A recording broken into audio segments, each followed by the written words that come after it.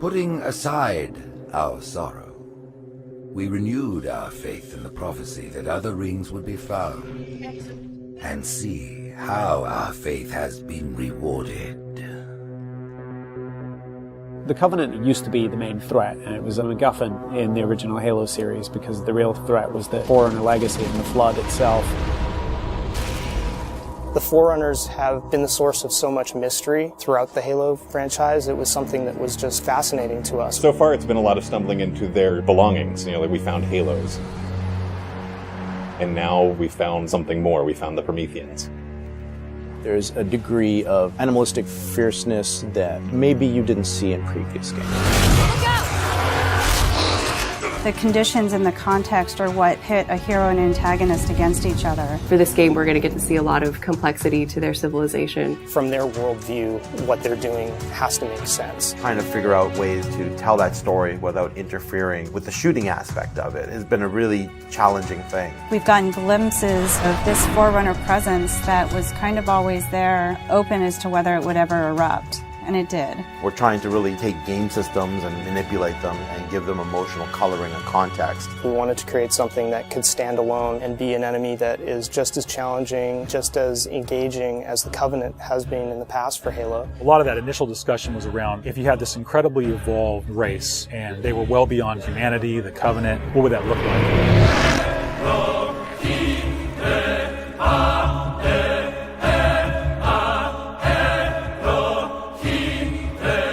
The design process for the Prometheans was intriguing, exciting, and then long and painful process. I think just because everyone was so invested in what they wanted out of them. How do you imply something strong, something vertical, something different? And how could we actually have a global logical language out of that Forerunner philosophy? Anybody who's played Halo goes, okay, Forerunners is the silvery angular stuff with blue lights across it. That's really the language kind of in a nutshell. For us, it was important to break that, but still find kind of like a mathematical organization. We had to do a very clear separation of style, shapes, colors, right from the start. I think the Knight's been through almost like 15 plus iterations of geometry. This sheet is like very traditional way of doing brainstorming. You just do silhouettes and then we take it and iterate some more and more and more. We didn't want them to look like monsters because they're not monsters. We had a version that looked very demon-y. These things on his back, they would go together and they would like flare out when the player was being spotted. We didn't want the Prometheans to look like robots because they're not robots. A version that looked very thin and spindly. We would see one as like, that one looks cool, but it really doesn't convey commander of the battlefield. We had other stuff where they could clamp on and have these big, hulking, massive armors on top of them that would really change the variant look. For us, it was important to get it into something that people could relate to, which I think is always going to be a challenge when trying to take the Forerunner language and create a character. Making sure that his head stood out, that you could see it, that players had the ability to headshot it. It falls also onto animation. They're able to bring these guys alive and make it feel believable and plausible and still be very fast and lethal. Locomotion didn't look heavy enough at one point, so we scrapped everything and did it all again. The Knight's like 12 feet tall, so if it doesn't feel heavy and menacing as it's walking around and doesn't intimidate the player, then we're not doing our job. There were not a lot of real-life elements that we could take. There are joints there, some of them are not physically connected. They're holed up with the space in between them, which is some of the features that the architecture has, which is big, massive buildings like floating, defying gravity. We wanted to keep some of that mystery and kind of the unknown in the characters as well. We even have the little micro driver arms in here, and then all the way to where we turn these layers off and the glowing skull. We thought it would be more of an impact if it's like a sarcophagus. It opens up and it's showing all this aggression.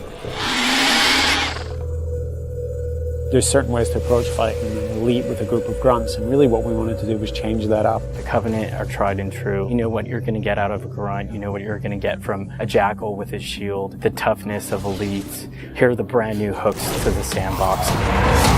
Prometheans are made up of the Knights, the Watchers, and the Crawlers. One of the big focuses for us in the design of the Forerunners was to have these different enemy classes that would be able to work together. Having this dissection so that when the player went into combat, he's sort of tactically evaluating which order to take guys out. They don't act independently of each other. You put any combination of them together, and the strategy you need to engage with them is really different. There are a variety of Knight classes. and each one of them is progressively more powerful. But your base knight actually starts just a little bit more powerful than an elite. But in addition to that, we wanted the knight to have his own set of traits and abilities. There's all kinds of these special features of each one of these characters that players haven't played in a Halo game before. You think about basic combat and counter design, a lot of the challenges designers face is how to introduce enemies. What would a Promethean do if it could bend time, space, form, matter? Knights can phase in out of anywhere. He's able to go where he needs to at any time, which is something the Covenant can't do. Heads up! Crawlers can walk on walls, walk on ceilings. If a knight shield bursts, crawlers will come rushing at you and try and melee the player to get more aggressive. These certainly slot into that grunt style combatant. And so there was certainly a want to make sure that we can get a lot of them on screen. If you let too many of them get together, they become a really formidable force. One-off, super fun to take out. All together, it's like a pack of feral dogs. Its mandibles, when it screams, will actually separate and float around in the air while it's howling. Animation added so much fresh behavior to this character. It's very exciting. The Watcher is definitely a support class.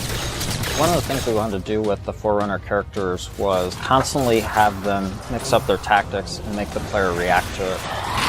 The Watcher is able to regenerate knights. One of the things we needed to do when the Watcher design was coming along was make sure that the Watcher would actually fit inside of the Knight. That bursts out and swap to the actual Watcher asset. The Watchers are aware if a Knight's damage, they'll protect them, they'll catch grenades, so they kind of coordinate their efforts. The Prometheans feel like the most advanced of the bunch. They're able to bring all of their technology and wisdom to the battlefield. With new enemy class comes new weapon class. We literally concepted probably 200 weapons for this game before we settled on the half a dozen that went in. It's kind of like you've got that balance between humans' model of what a weapon's like and the desire to want to try and make something crazy and futuristic. We tried coming up with this perfect mix of stuff that was still relatable. You would still identify a weapon as a rifle or a shotgun or a submachine gun, even though they're almost magical. The Forerunner Scattershot was probably the first one where we really nailed the design on it. Everybody loves the hinge action shotgun, so we tried doing something like that so that the reload animation would be to cock it up and the front half would smash together. Every time you pick up a Forerunner weapon, it forms in your hand. So that sort of kicked off the component of having these guns form around the player. So there's that moment of oh, what is this gun? What does it do? And then when it comes into shape, it's kind of immediately identifiable. What makes the Forerunner weapons distinct is that usually they have dual purpose. So for instance, from the bolt pistol, you can charge it up and have something that's equivalent to almost like a shotgun blast. In the case of the light rifle, we actually experimented with doing dual firing modes. We tried to make it so that it was the best of both worlds with a BR and a DMR. It works like the battle rifle when you're not scoped. That has a little spread, has 3-shot burst, and it works like the DMR when you are scoped. So it's like a mini sniper rifle in a way. It actually changes to a different firing mode where the projectiles are stronger. One of the big things that we really focused on for them was making sure that the weapon doesn't just feel like a chunk of metal, but that it actually has glowing energy that's flowing through the gun, going down the barrel, so that everything is very full of life. The moment where all the Promethean effects really started to click the most was when we started showing the dissolve whenever you kill a knight. That was really when we started to feel, yes, this is something cool, this is something unique, and something that we haven't really seen before. This is an early prototype of the Knight E-Res. As the sphere expands, you see the particles are birthed, and everything in the red region you see will be the crack and the erode. When you shoot and kill the knight, the actual point on the body where you did the damage is where the dissolve starts. So if you shoot from his foot, he will de-res from the point of his foot up. The end result, when we blow up a knight, they dissolve, proving that the technology works.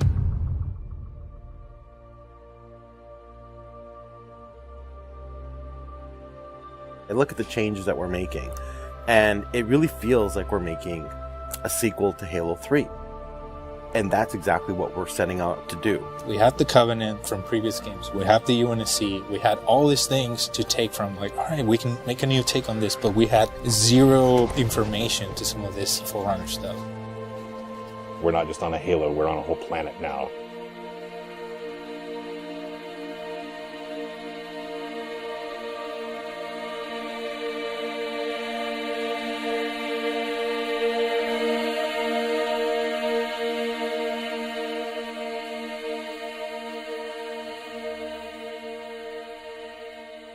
We're not just threatening one corner of the galaxy, we're threatening everything.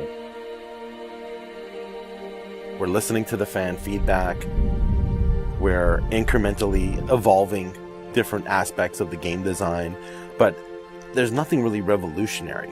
And I think that's important, because I think really good design is evolutionary, not revolutionary. And I think at some points we got in our heads with this game that we're just going to make another Halo. I don't think that's what people want. They may think they want that, but what they really want is something that speaks to the things that they love, but then provides them with something new.